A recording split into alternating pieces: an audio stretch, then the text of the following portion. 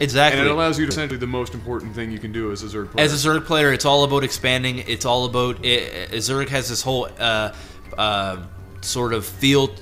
The whole thing is created to create more and more and infect. And, it's winning by numbers, not by brute strength. Exactly, because quite frankly, Zerg as units aren't very strong units, No. but they are in high numbers, and that's all about what Zerg is. Creeping, you know, it's like an infection, a virus. The more and more the virus spreads, the stronger it gets. The harder it is for it to get rid of, and that's basically what Zerg is. And it's a, you know, I like the race. It's my favorite race. Yeah. But anyways, back to that. Red just got a little bit scouted there. I'm gonna quickly see and see what Red can see here. So Red with this missile turret on this map in particular, or even a map that has destructible rocks that have a side view to your base. I like to build a supply depot here, or something that you can see if these rocks are being destroyed. Exactly.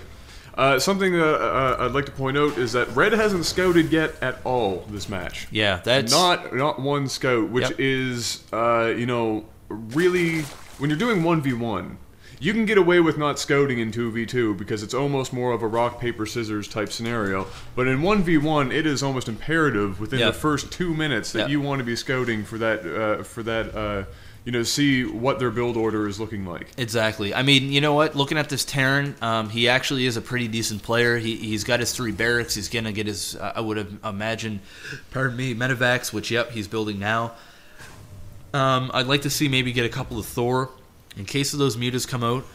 But you know what? The only thing I can say, he's getting those missile turrets because, of course, when you're playing a Zerg player, muta is always on the back of your mind. It's basically almost like it's going to happen almost inevitably. Exactly. You're basically saying, okay, well, when is it going to happen? And turrets, I mean, these will just rip apart muta, especially with the SCVs repairing. Exactly. So I mean, I give him kudos for that. But you know what? Red here, or blue here, is doing a great job. InsaneNcrazy is doing a good job at getting the bailing. He's expanding again. Actually, yes, he's expanding again. So another big kudos to him. He's doing exactly what a Zerg should be doing. Red is giving him time. Time is of the essence when you are playing against Zerg. You basically want to cut off any kind of expansions. You do not want Zerg to get that fast expansion, which he's had for a long time. Red still does not have an expansion yet, although he does have units. And although I think he's trying to do something funky up here. Okay. So the Overlord has seen the medevacs, and it looks like he might be going up here in the back to do a quick drop. I like this play, but he's already got a... If Blue did see, which he might not have, because although the Overlord is there, that would have been a very short period of time, and it looks like it hasn't, and this is going to be very bad. Yeah, this is going to go all the way bad for the Zerg player. He needs to get these bailing up there right now. He does not want to attack with these muta because these muta will die very quickly. Yeah, extremely quickly. So yes, he's bringing up the bailing, then bringing in the muta. I like this play. He's going to use the muta list to take out these medevacs, taking out 8 units at a time in there. Beautiful. That is a beautiful, beautiful play.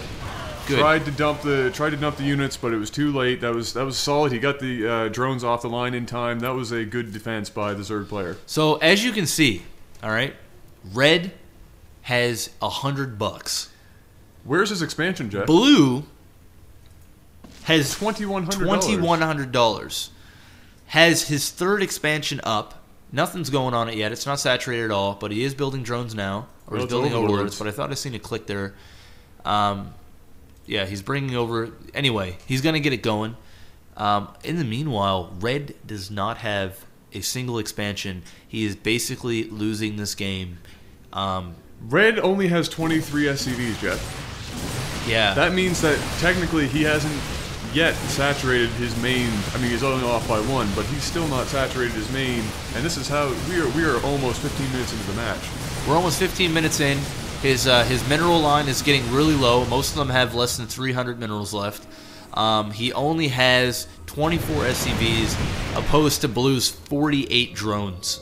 I mean, that right there just speaks volumes. It does, and interesting that he would get rid of that rock. I mean, I know he suspects... Well, I don't even think he can suspect, because I don't think he's seen much of what Blue has at the mid portion of the map. Yeah. But I wouldn't have blown those rocks out. You know what, Adam, I wasn't even really thinking about that, and I'm happy you brought it up.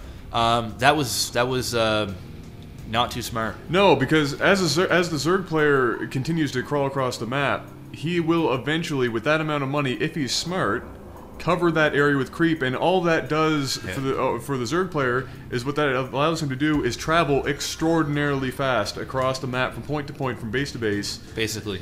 And Red is leaving himself now wide open. I mean, I understand. I think what he's trying to do is avoid this middle-bottom expansion of blues, and just go right past and bypass into the main base. But here's the problem. But at this point, we're 15 minutes into the game. Main base not super important at this point in the game. No, actually, the main base is probably the least important thing right now because, for one, his minerals in the main base are dwindling.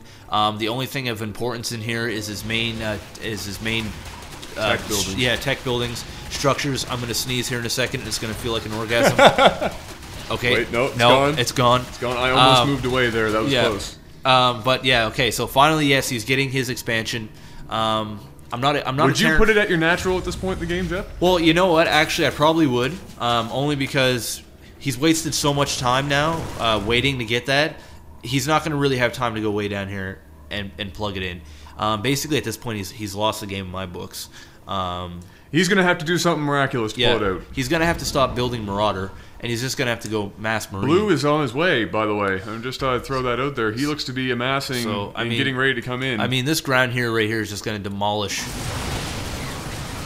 He needs to back up, though. He needs to back up, though. See, but one thing about Terran is that ball is so strong, and yes, he has Stim Pack. They can kite those Banelings if they don't have speed, and if they're not on creep, it is very easy for a Stim Pack Terran to kite those and destroy them before they even get remotely close. Exactly. I'm going to pause this for a second. Okay. So I'm going to talk about exactly what you just said. Go for it. When you're a Terran player, and I mean, I'm only speaking about this because we're doing low-level games. Yes. And I assume that maybe some of you don't know, and some of you may know. When you are a Terran and you have Stim Pack, and you have a bunch of Baneling, Speedling coming at you, instead of using your Stim Pack and standing still, you should be micromanaging those units back with the stint, right?